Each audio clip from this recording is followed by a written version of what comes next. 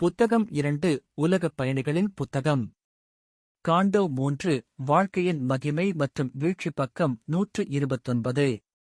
இன்னும் அது அதன் பிறப்பின் பழக்கத்தை வைத்திருக்கிறது. ஒரு பயங்கரமான இருமை என்பது நம் வழி. இந்த மரண உலகத்தின் கசப்பான தொடக்கத்தில் வாழ்க்கை என்பது மனதின் விளையாட்டோ அல்லது இதயத்தின் விருப்பமோ அல்ல. பூமி மயக்கமடைந்த வெற்றிடத்தில் கட்டப்பட்டது. மற்றும் எதுவும் ஒரு பொருள் காட்சியை சேமிக்கவில்லை. கடல் மற்றும் வானம் மற்றும் கல்லால் அடையாளம் காணப்பட்டது. அவளுடைய இளம் தெய்வங்கள் தெளிவற்ற, உயிரற்ற பொருட்களில் தூங்கிக் கொண்டிருக்கும். ஆத்மாக்களை விடுவிக்க ஏங்கியது.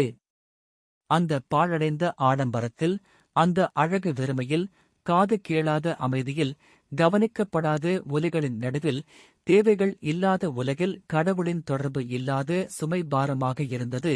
ஏனெனில் உணரவோ பெறவோ யாரும் இல்லை. இந்த திடமான வெகுஜனமானது எந்த உணர்வையும் துடிக்கவில்லை. அவர்களின் பரந்த படைப்பாற்றல் தூண்டுதலை கட்டுப்படுத்த முடியவில்லை. மேட்டரின் இணக்கத்தில் மூழ்கிவிடவில்லை. ஸ்பிரிட் அதன் சிலையான ஓய்வை இழந்தது. அக்கரையற்ற மயக்கத்தில் அது பார்வைக்காக துடித்தது. நனவான இதயத்தின் அசைவுகளில் பேரார்வம் கொண்டது. பேச்சு மற்றும் சிந்தனை மற்றும் மகிழ்ச்சி மற்றும் அன்பின் மீது பசி. உணர்ச்சியற்ற சக்கர ஓட்டத்தில் இரவும் பகலும் ஏக்கம் மற்றும் பதிலின் துடிப்புக்காக பசித்தது. ஒரு ஸ்பரிசத்தால் அசைந்த மனசாட்சியின்மை, ஒரு பெயரால் நடுங்கும் உள்ளுணர்வு அமைதி. உணர்வற்ற அச்சுமீது படையெடுக்க அவர்கள் உயிருக்கு அழுதார்கள் மற்றும் மிருகத்தனமான வடிவங்களில் தெய்வீகத்தை எழுப்பினர். ஊமையாக உருளும் பூகோளத்தில் ஒரு குரல் கேட்டது. கேட்காத வெற்றிடத்தில் ஒரு முணுமுணுப்பு. ஒரு காலத்தில் இல்லாத இடத்தில் ஒரு உயிரினம் மூச்சு விடுவது போல் தோன்றியது. செத்துப்போன உணர்ச்சியற்ற ஆழத்தில் ஏதோ ஒன்று புதைந்து கிடக்கிறது. நனவான இருப்பை மறுத்தது. மகிழ்ச்சியை இழந்தது.